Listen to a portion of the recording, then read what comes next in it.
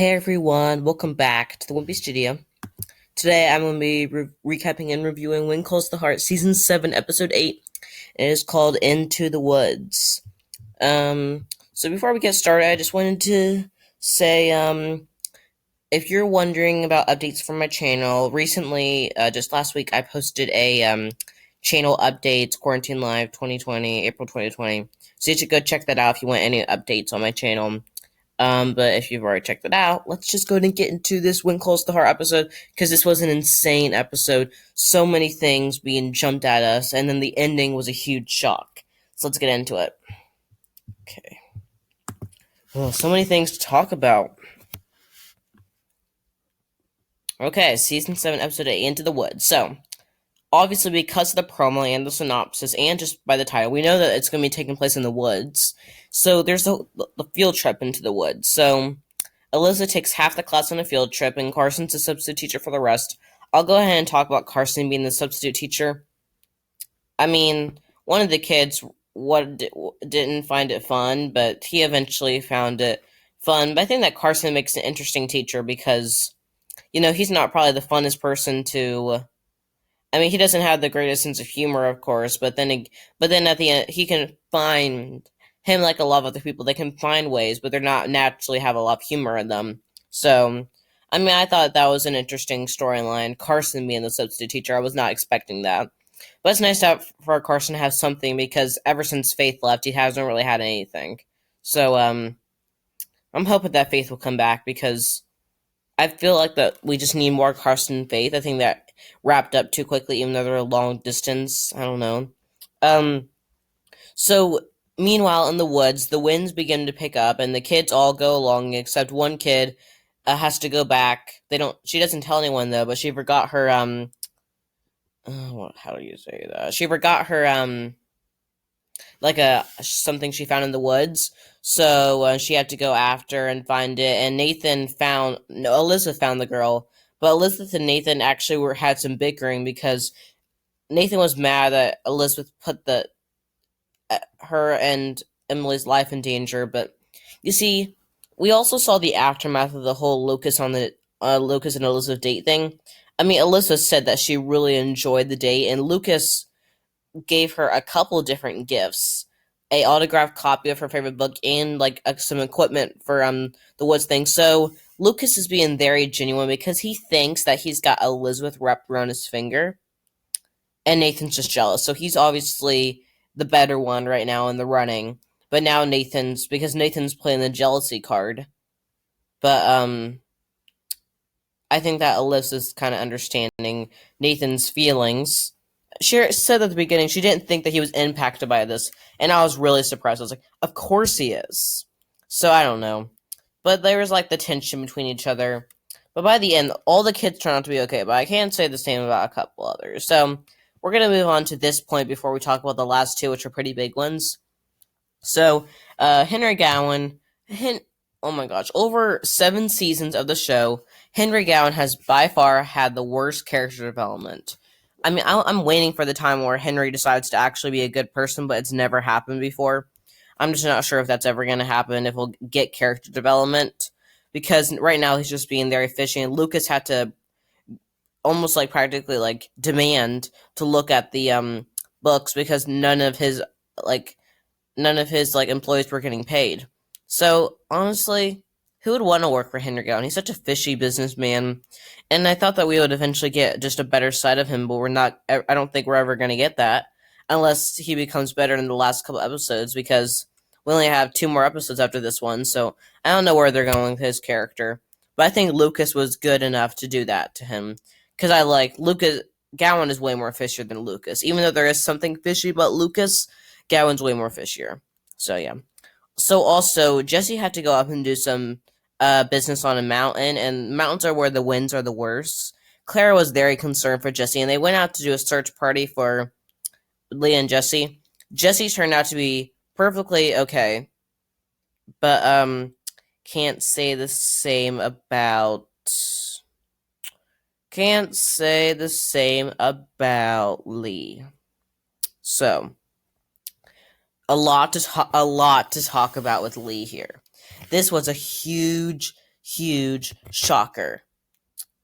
And I would expect this kind of thing from like maybe like a penultimate episode, this kind of episode, because especially with that ending to go into the season finale, kind of not really wondering.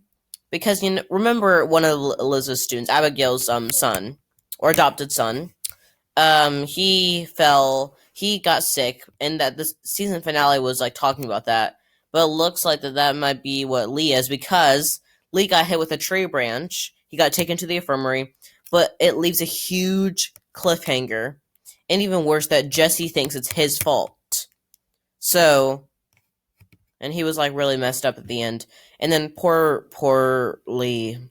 It ended off with Rosemary like just that really worried look, and I just don't see how they can kill off Lee. Sure, he hasn't had maybe the best storyline, but him and Rosemary are talking about planning a vacation at the end of the episode, so they were all happy, and then now he could be about to die. So, I don't think they're going to kill him off, but it was like one of those like, it felt so different from like, I don't know, it felt so different from when Jack was revealed to be dead, because that was like a really sad moment, but it came out of nowhere. Here, I thought that something was going to happen to Jesse, because they were really building it up, because Claire was like first Peter and now Jesse. I was like, oh no, please tell me that Jesse's going to be okay, because I don't want to see Claire go through that thing again, but luckily it wasn't, but the tables turned and it was Lee.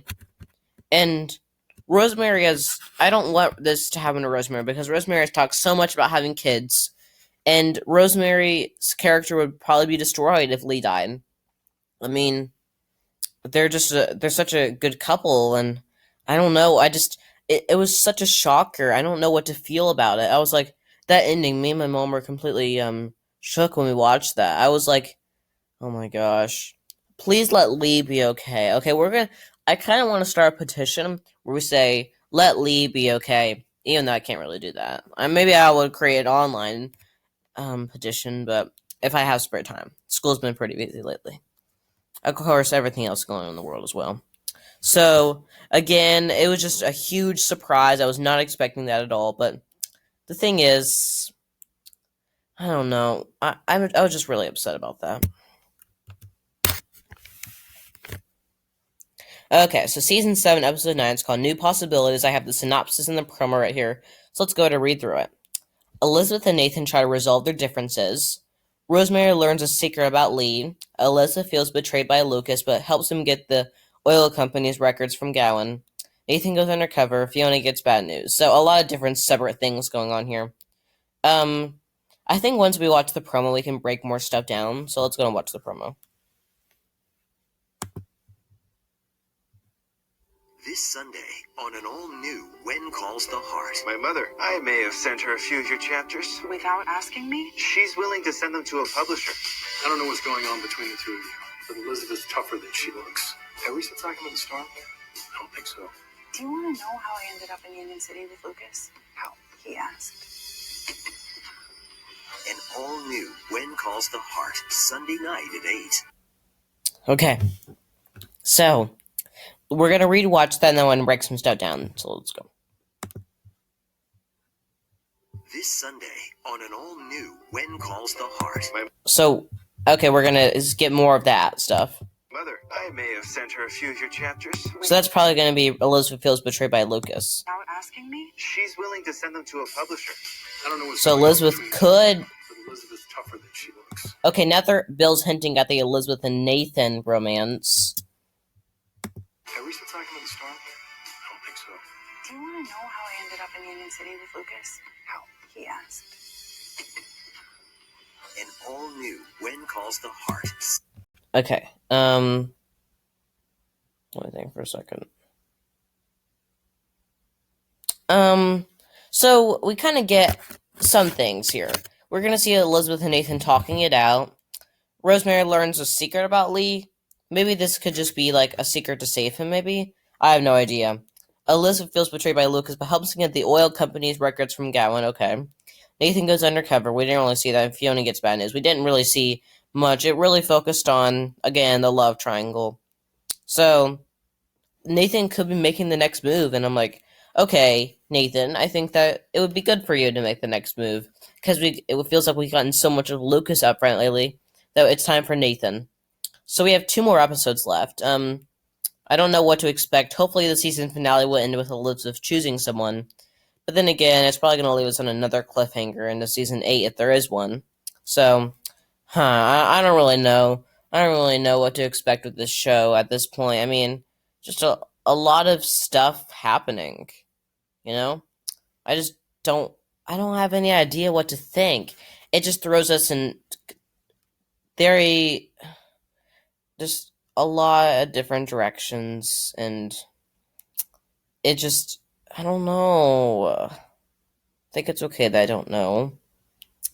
You know? I don't know. Anyways, before we go, okay, so I put something in the speaker notes here that just says, "Don't forget to top out with a When Hope Calls update." So currently, me and my mom are working our way through When Hope Calls. We decided to watch the episode that came out because we are all caught up. So we're like, why not watch episode 8 of When Hope Calls, because they're airing weekly on Hallmark now right after When Calls the Heart, and that's the episode that we happen to be on. So we're like, why not just watch it afterwards because it's right here. So we watched it. Great episode. I thought that one better than some of them. But honestly, I've really been enjoying When Hope Calls. Expect a review coming in the next couple of weeks. We have 2 more episodes to watch, but I'm thinking I'm gonna wait until after when after it stops airing on Hallmark, just because so I can get some last minute details. So it'll probably be right after When Calls the Heart season finale comes out. You're gonna see When Hope Calls season 1 recap come out. So yeah. Anyways, I'm hoping you guys are doing okay. If you need anything, I mean, if you have any ideas for what I can do on my YouTube channel, comment below, or any theories you have about When Calls the Heart, because I would love to hear your theories, because this is my one show review, and so I like to hear your theories on the shows that I review. I really enjoy just hearing your guys' feedback. I mean, I really appreciate all of it, and I'm just really liking to see where my channel ends up going. So yeah, that's pretty much it for the Wimpy Studio. Stay tuned for more videos coming your way. So yeah, thanks everyone for watching, and bye.